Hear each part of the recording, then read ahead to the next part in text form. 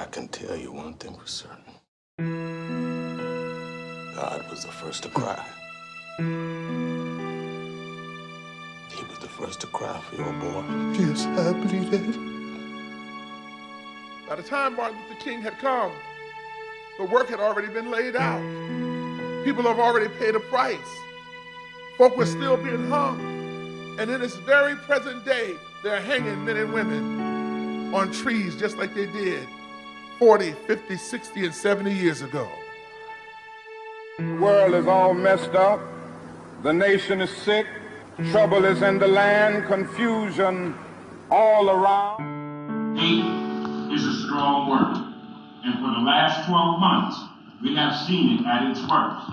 It's now hitting our schools and our school campuses. That's where it really hurts. When our youth are being targeted, which means some of them will have some scars for the rest of their life. And that's not right. There are still some who haven't grown up, who are living in the past and continue to preach and teach racial discrimination. I am a Muslim, and a Hindu, and a Christian, and a Jew, and so are all of you. When you wave those flags and shout, you send fear into the hearts of your brothers. Here in America, our differences aren't supposed to matter. Here, we're promised equal protection under the law. Nothing complicated about that. That promise has not been realized, not even close. This is where they fought the Battle of Gettysburg. 50,000 men died right here on this field, fighting the same fight that we're still fighting amongst ourselves today. This green field right here, painted red, bubbling with the blood of young boys, smoke, and hot lead pouring right through their bodies. Listen to their souls, man. I killed my brother with malice in my heart. Hatred destroyed my family. You listen. You take a lesson from the dead. If we don't come together right now on this hollow ground, we too will be destroyed. You know what I want to think of myself? As a human being. Because, I mean, I don't want to sound like, you know, as Confucius say, but under the sky, under the heaven, man, there is but one family. It just so happened, man, that people are different. But I know somehow that only when it is dark enough can you see the stars.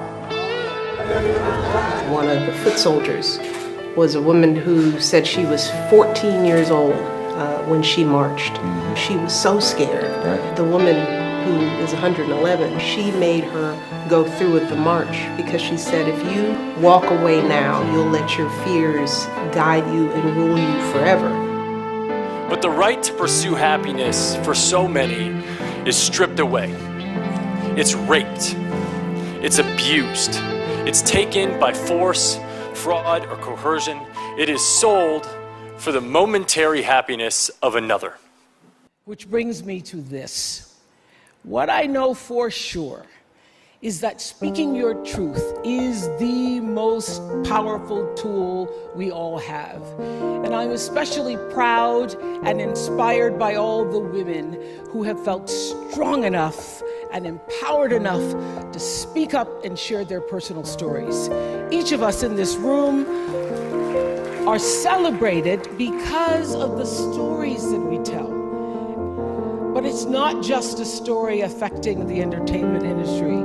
It's one that transcends any culture, geography, race, religion, politics, or workplace. So I want tonight to express gratitude to all the women who have endured years of abuse and assault because they, like my mother, had children to feed and bills to pay and dreams to pursue. The president doesn't want us to march today. The courts don't want us to march. But we must march. We must stand up. We must make a massive demonstration of our moral certainty. Organizers all over the country, the activists, the civil rights attorneys, the struggling parents, the families, the teachers, the students that are realizing that a system built to divide and impoverish and destroy us cannot stand if we do.